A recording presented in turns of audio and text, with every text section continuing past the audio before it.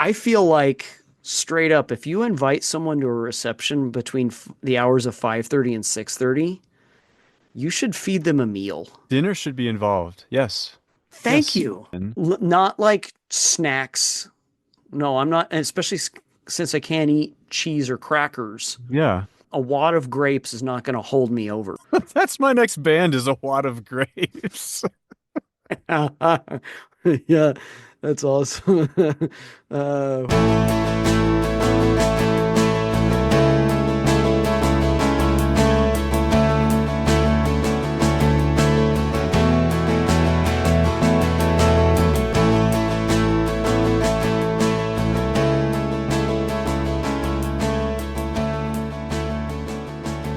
Welcome to the Greens and Blues 14er podcast.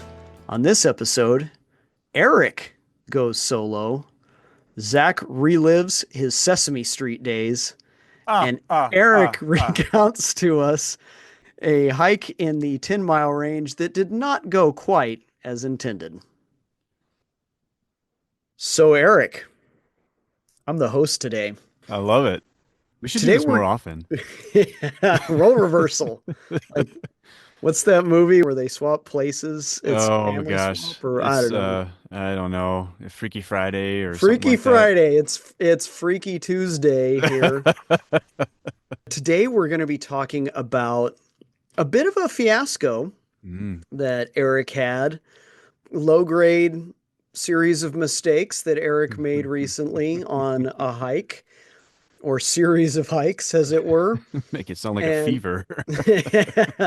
but before we do that, Eric, how are you today? I'm doing great, Zach. We're encroaching upon autumn and the weather is this is my kind of weather.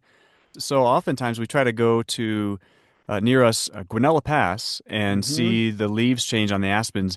We didn't get to do that this year, and it's probably good because we've read multiple times that there were so many people on Guanella Pass on the weekends that like the entire road was blocked. Like people were parking their cars on the road to get out of their cars and see the leaves. So maybe it's a good thing we avoided that this year. But That's why you got to go to the San Juans, brother. it's Less yeah, we people should. down there. If I could afford a cabin down there, we would be in heaven. But alas, that eludes me. So, but yeah, we're doing good. So, how are you, Zach? Well, it's Oklahoma. It's October. It's not fall yet. It is still nice and toasty outside. Oh my Um, gosh. but it is the time of year that I do get out more in my home state here. I go on long bike rides in the fall quite a bit. I'm Hmm. coming off the physical peak of hiking in the summer, so it transfers pretty well to lung capacity for riding a bike. Yeah. So I'm getting in some long rides. It's really nice. Yeah, just enjoying that. And since everyone here knows I'm a college professor, deluged with grading and dealing with that, that is not one of the happier moments of the fall, but it is what it is. So It's where you make your paycheck, and not necessarily the fun stuff, but the stuff that brings the money in. I know I've said this before. I teach for free. I get paid to grade. Yes, So right. yeah. Well, Eric, so today we're going to talk about maybe a bit of a sequel to a previous episode. Indeed. I will refer back to a Zach Goes Solo episode where I talked about Crystal Pacific and Atlantic peaks. I gave pretty vague description of the joys to be enjoyed there. Talked about hiking those 313ers as a kind of trifecta. Spin us your tale of woe, Odysseus, and tell us what happened on your journey here.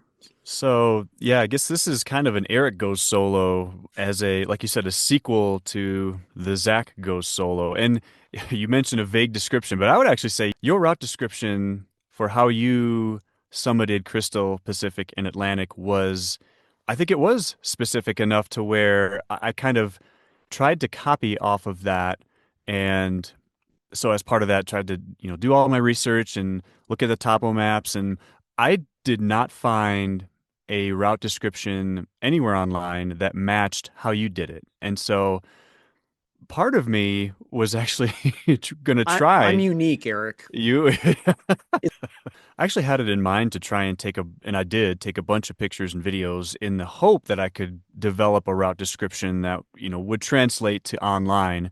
And I woefully failed at that, but only because, as we'll talk about, I tried to go about it the way that you did, and I ended up doing something completely different, like completely different. So, yeah, maybe we should have our listeners count up as an exercise, count up all of the mistakes that I made on this and kind of lead to where I ended up in this 10-mile fiasco, as you labeled Maybe it. I'll keep a count like the count from Sesame Street Yeah. here. Mistake number one. Ah, ah, ah. Mistake number two. Oh boy. Yeah, So, all right. So, just to set it up, you're going to try to do these from Mayflower Gulch. correct. So, that is off Colorado Highway 91, just Correct. north of Fremont Pass. Mm-hmm. All right. Let's get this fiasco going, Eric. Yeah, What let's happened? so and it actually I should describe even like a pre-description. So, you and I have often camped at trailheads, and if I'm not camping at a trailhead, I'm generally hiking somewhere close enough to where I can sleep in my own bed and just get up really early the day of the hike. And so I chose to do that here. Mayflower Gulch is maybe an hour and a half-ish from my house. So I set my alarm and figured I'd be on the road by 4 o'clock, get to trailhead by 5:30. Sun would just be kind of sort of coming up, and I'd be good. Well, I set my alarm for 3 o'clock actually, so I was in the car by 3:20. So I was 40-ish minutes earlier than I was anticipating. So maybe you could call that mistake one if you wanted to. So that resulted in me just being tired, even more tired than I would have been anyways. Like that 40 minutes of sleep is 40 minutes of sleep, but oh well. So I'm on the road and I'm really tired and I'm like, man, maybe there's a coffee shop that opens at 5, like in Silverthorne or something like Mm-hmm. that. Lo and behold, there is. So Oh, I get there, I go there, I get a coffee, and at the same time, really hungry too. So I just grab a sandwich out of the cooler that's there. I was hoping for like a pastry or something, but they just opened, didn't have the pastries out. So I just grab a pre-made sandwich and go. This sandwich has turkey and pesto. So not only, yeah, I have coffee, but I'm eating something that's going to make me fall asleep. So maybe that's mistake number two. I'm not going to keep counting these, but there's just, ah, ah, ah. thanks. So I end up getting to the trailhead around 6 o'clock, roughly ish when I wanted to be there. You're good so And far. yeah, okay so far. So I think the way that when you hiked these, the way we described those three peaks, Crystal, Pacific, and Atlantic, was they're not in a straight line vertically, but they're kind of sort of close. They run pretty much north south. They pretty much do. And if you drew a line between those three, and then drew two more lines from Crystal and Atlantic each over to the trailhead, Mayflower Gulch to the west, you wouldn't have an equilateral triangle, but you'd have pretty close to something like that. Yeah. And that pretty well describes the route that I wanted to take, starting at the far western point of that triangle and kind of going northeast from there to get to Crystal and then due south effectively to Atlantic, and then from the Atlantic Peak down back to the trailhead. So if you look up route description for Atlantic Peak on 14ers.com Mm-hmm. from Mayflower Gulch, that's kind of what it looks like. You take the road and you kind of start going. The road kind of takes you due north for a while and then due east for a while, and then you kind of intersect with the western ridge of Atlantic Peak. Yep. And my intention was to start taking that road for a good while until it got to that kind of northern terminus, and Mm-hmm. then from there, kind of bushwhack northeast towards the Crystal Summit. Here comes another mistake. So from the trailhead, I probably got less than a quarter mile down the road before I actually turned north because there's kind of a fork in the road that goes north to an old Forest Service road. Mm-hmm. And I didn't get the hint from the big concrete block that was there and the post that was in the way and the concrete dam I had to walk over the creek to get to the other side of. So that road basically takes you due north and you almost hug Route 91, which you take to get down to Mayflower Gulch. So Yeah. you're going due north, or I should say, I went due north and I didn't want to. And so You yet another needed to be mistake. heading east a fair bit at that Exactly. point and kind of contouring along the ridge that extends out from Atlantic and then eventually going over that saddle and dropping into the next basin to the north of you. Exactly. So I'll call it ridge number one is that ridge that you're referring to. And eventually I got to the point where I did cut northeast off that road onto kind of a faint hiking trail Hmm. and got to the top of that ridge, then dropped down into the basin like you described. At the bottom there, there's a couple of creek crossings, and actually my right foot got into the creek and my waterproof sock didn't help me, so I had to sit on a rock for a few minutes and kind of loosely dry off as best you can in 5 minutes, which ended up not really doing anything. Thankfully, that foot was fine. I didn't have any blisters or anything. But so at that point, you kind of cut through a line of trees and cut through some willows. And what I ended up doing, made another mistake. I didn't study the landscape around me enough to see that to hikers' right to the east, there was this kind of a grassy ramp that goes up and kind of tops out at this ridge that was in front of me. So I could either take that ramp and gradually go up or just go directly uphill to the top of this ridge and make life really difficult. And that's what I ended up doing. So Number I three. number you sure not to like 6 or 7 by now? But it's scree filled. I think the steepness, I think it kind of got to the upper end of class two, to be honest. So it just, it wasn't fun and it just was a long slog to get to the top of this ridge. At which point I was expecting to have been higher up in elevation, and Yeah. I think I was at like 12. So, Had you gone more east to begin with, you would have mhm, been put in a better position when you tried to enter into that next basin. You wouldn't have exactly. had to have gone up the way you did at that point. Exactly. Because when I got to the top of that ridge, I had to turn right anyways and kind of get to the top of that ramp anyways. So I just made life way more difficult for myself by not analyzing the terrain from the bottom, from where I Yeah. was, and just going up the smart way. So I went up the dumb way and expended a whole lot more energy than I should have. But in any case, traverse along that ridge. There's a little mound that you go up and then go a little further, and where you end up at that point is the base of this head wall that you have to go up. And from a distance, it looks pretty sketchy to get up this thing. It actually just ends up being a class two boulder slog. And so again, just takes a while, high grunt factor, but eventually you top out there. And where you top out is this point. It's kind of it's near the saddle between Crystal and Pacific. There's this point that's a little bit of a higher elevation point in that mix. And from there, you can either go north and ascend Crystal, or you can go south and go towards kind of the crab claw notch that is Pacific Peak at that point. So Crystal was very much on my radar, so I just went north, summited Crystal.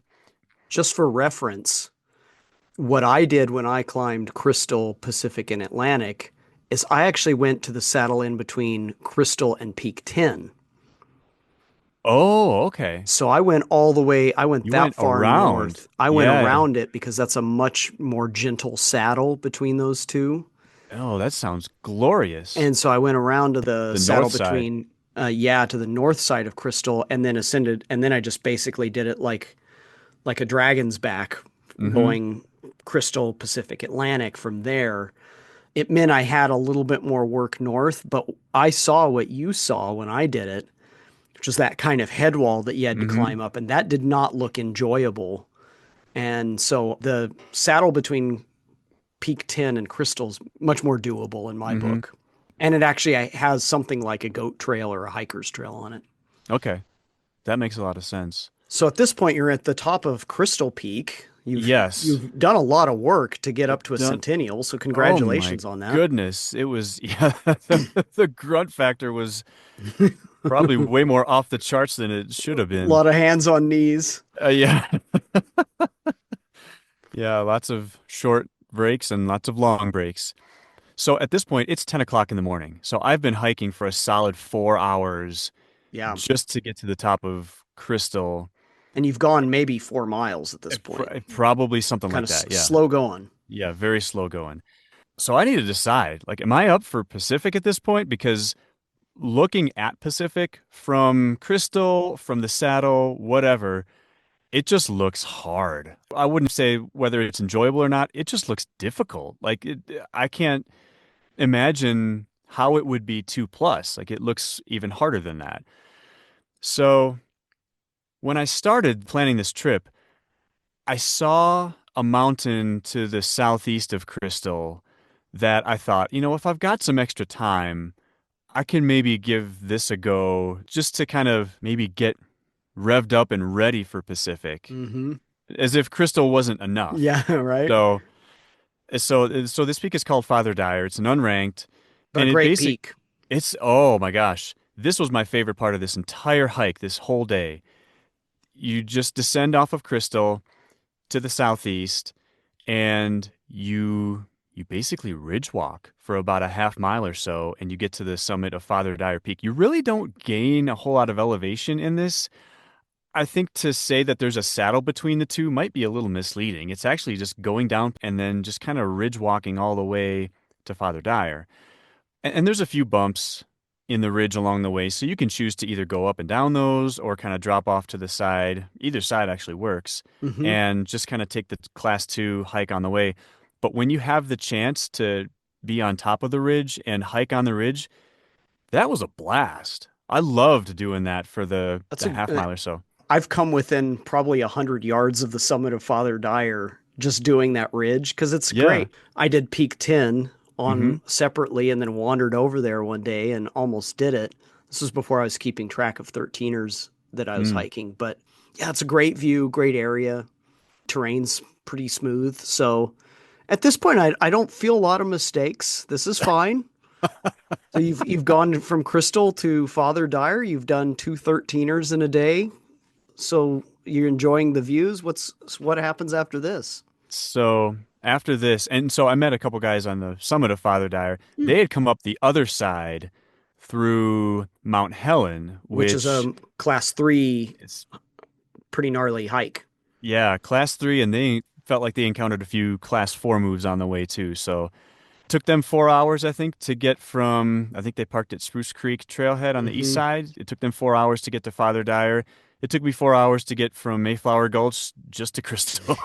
So for reference, that's the amount of effort for what was required was very different for each of us. But from Father Dyer, I had to make a decision. Am I actually going to go for Pacific? Do I have that in me? Or am I just going to call it a day? Or am I going to do something else? I should have called it a day because I was just beat tired and my legs were screaming at me.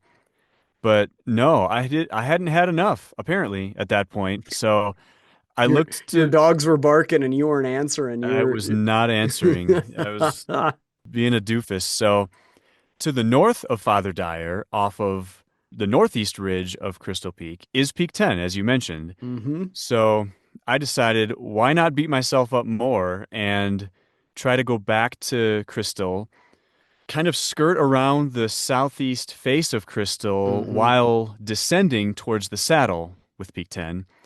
So yet another Boulder Field slog fest, which Yeah, and that's big kind of corrugated 10 mile range was block. So it was. it's a lot of stuff just balancing on those. Mm-hmm. Yep. Slow going. It's not hard, but it's slow going. It's very slow going. And yeah, I mean there's actual like jumping required in a few spots. Like just not something you want to do at any point in your life, let alone after you've already summited 213ers. So, but that's another bad choice that I made. And so got down to the saddle, and then from there it's a pretty straightforward class two hike up to Peak 10's summit. So when you got between Peak 10 and Crystal, did you just say to yourself, "I can go home now"? Like, or I mean, it sounds like you were really tired, so why did you persevere here? I it's a great question. I really don't know.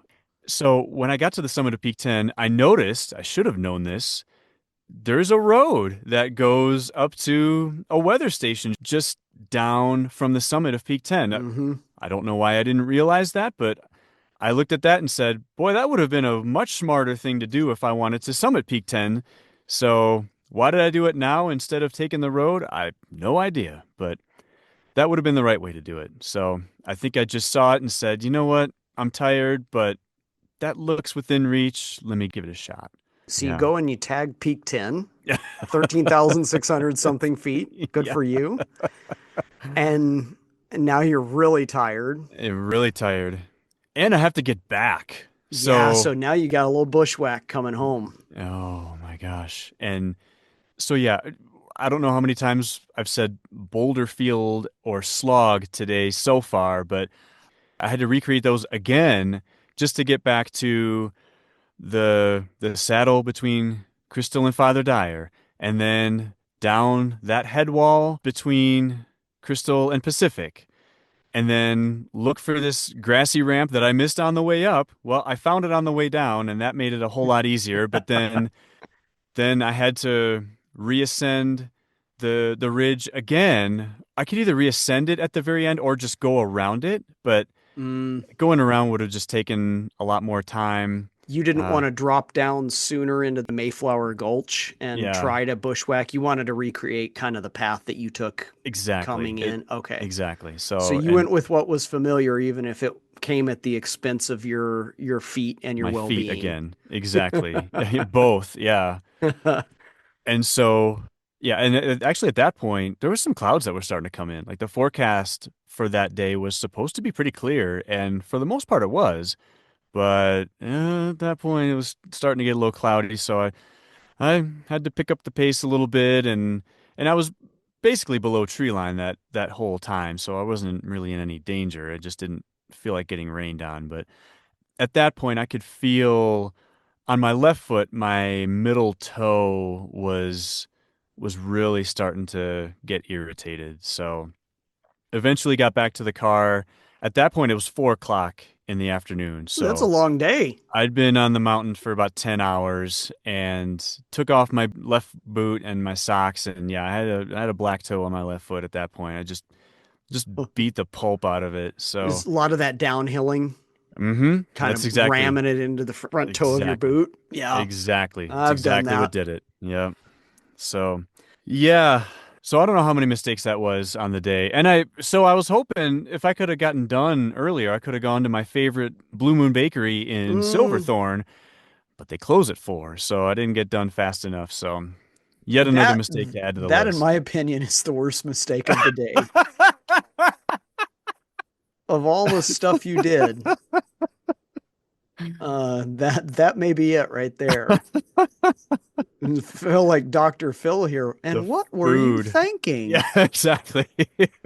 I mean, so I want to ask you a couple questions here, Eric. It doesn't Yeah. seem like on the scale of really botching it, this is very high. Like You don't think so? Okay. That's I encouraging. actually don't. I mean, you're fine, you're healthy, you got back to Yeah, your car, it's true. you summited three peaks in a day. That's Mm-hmm. a heck of a day. Now, were they the Mm-hmm. three you set out to do? No. No. Um, but you did that. You had to do some bushwhack. You get a good story out of it. All in all, not terrible. Yeah.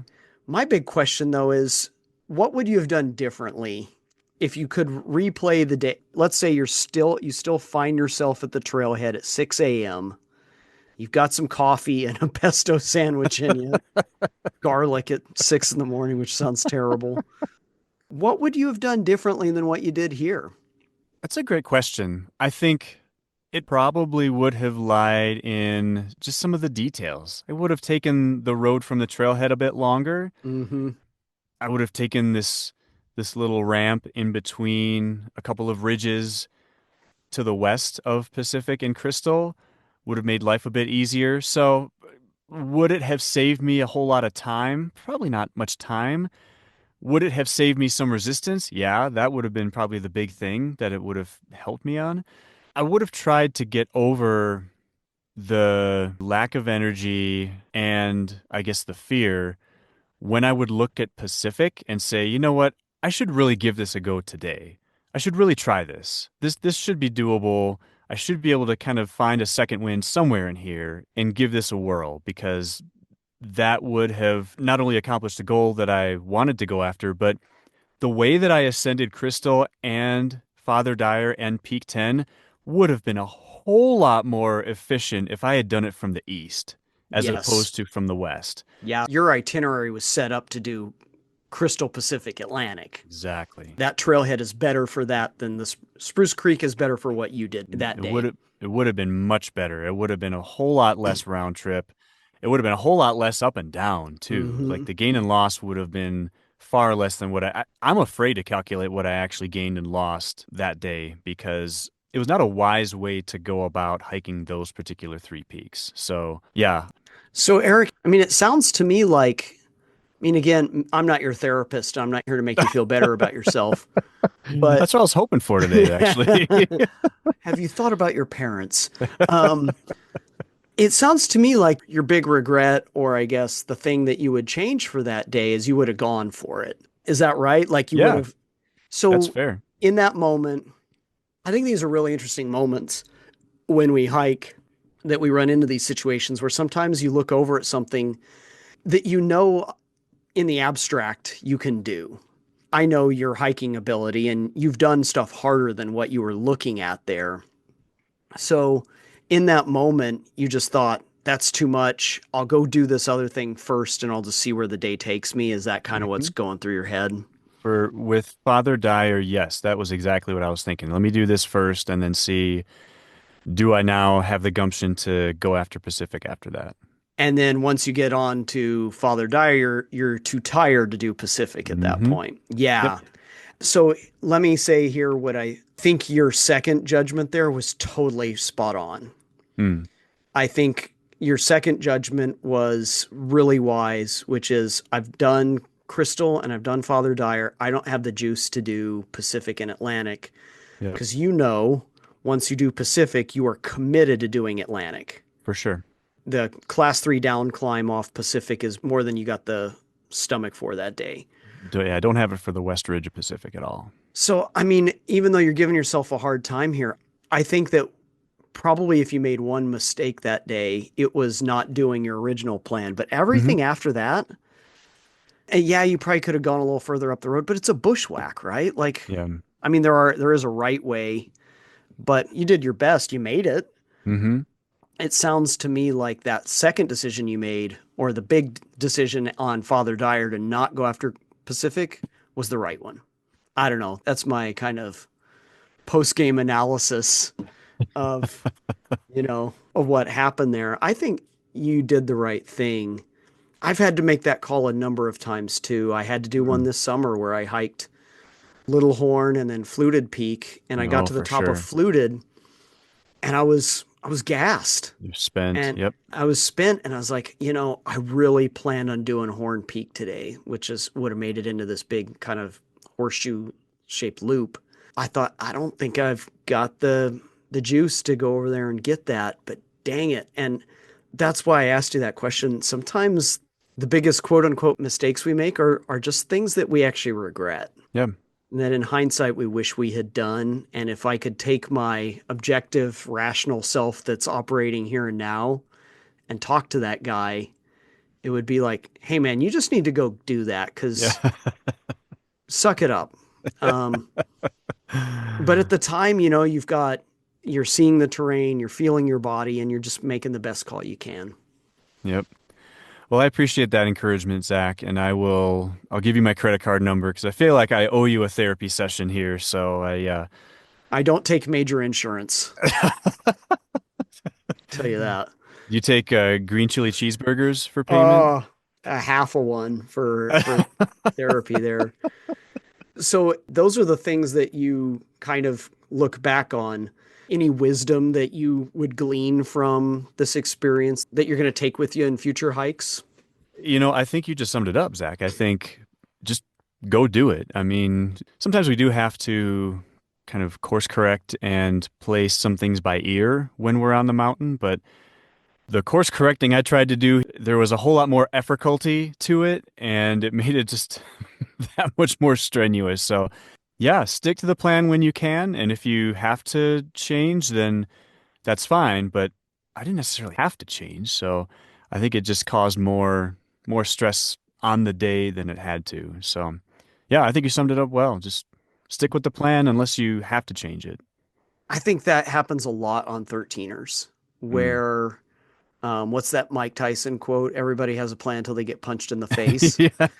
Um, that happens a lot on 13ers where you bushwhack. You're never quite sure how much effort you're going to have to put forth to do what on a 14er with a trail would not be a huge deal. Oh, yeah. But you're route finding, sometimes not in the best way, and you're doing the best you can in those moments.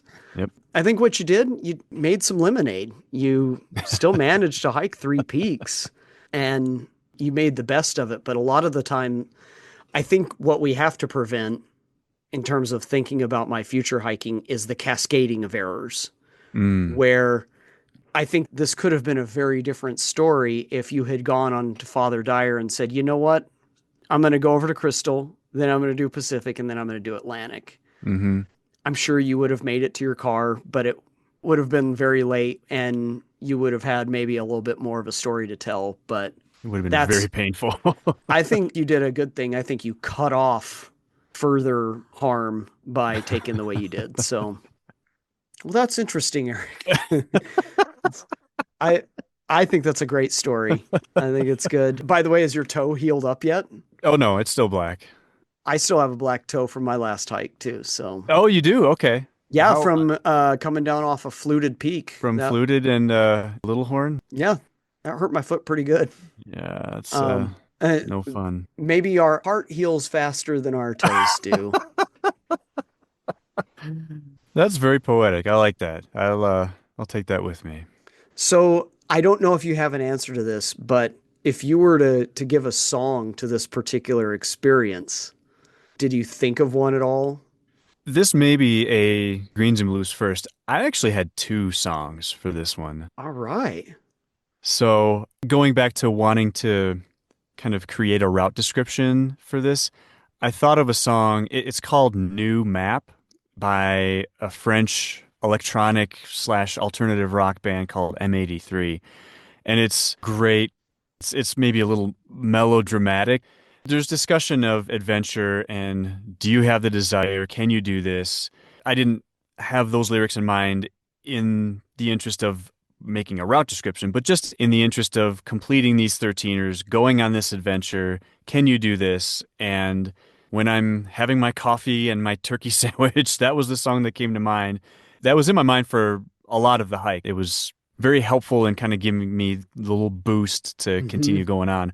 But as I'm going up Peak 10, the final ascent, I actually started getting really kind of down about, man, haven't completed the three that you wanted to do, made this mistake along the way, and you kind of messed this up. And I actually kind of started getting a little down about the day and what I was doing and what I had actually accomplished to that point. Getting a little hard on yourself. I was getting a little hard on myself, and then I thought of another song. So it's a song by an artist called Seth Schluter. So he has a song called Counting My Blessings. And part of the chorus just says, Father, on this side of heaven, I know that I'll run out of time, but I'll just keep counting my blessings, knowing I can't count that high. And as soon as I thought of that, I thought, what is wrong with me? Like it's a beautiful day. The sun is out.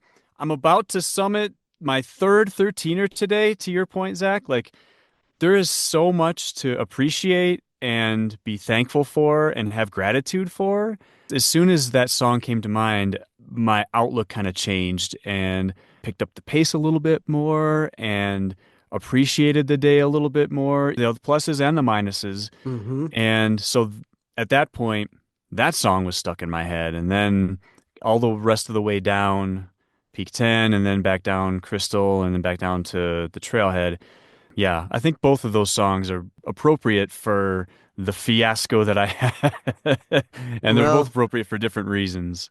I love it. I love it that that this started out as an episode about a fiasco, but it really is a meditation on gratitude and the blessing of just, yeah, like you said, you're up there, you're on this saddle at 13,500 feet, and you've got good weather and 9 good toes. Uh, and there's a lot to be thankful for there. I'm glad that you had that moment because when you were talking about this, you were telling me what a fiasco it was, and I was expecting some kind of horror story. Things did not go according to plan, but you found meaning in it nonetheless. Indeed. I didn't have to call SAR, so that's a good reminder there too. So yeah. Well, I think that's a great way to put it. Is there anything else you want to leave our listeners with after your quote unquote fiasco? Yeah, bring band-aids. By the way, my right foot was completely fine. The one that got in the The water and the wet one was fine. Is the wet dry one one was that, fine. yeah. Yeah. So, yeah, trying to figure that out. It's probably your Um, plant foot when you're coming down more is your yeah, left foot. I think you're right. So, yeah, just go for it. I would just say go for it. Enjoy the experience, whatever it is that you're doing, even if you have to change it up and kind of mess it up a bit. Well, I think that's a great way to end things here, Eric. Thank you so much for relaying your tale of woe. May all tales of woe be as good as this one. May Not this, quite an odyssey, I guess. yeah, not truly. It didn't take you 10 years to get home. No, And exactly. the only one that recognizes you as your dog. So, thank you so much, listeners, for listening to this entertaining episode of Eric's Travails, and we will catch you next time.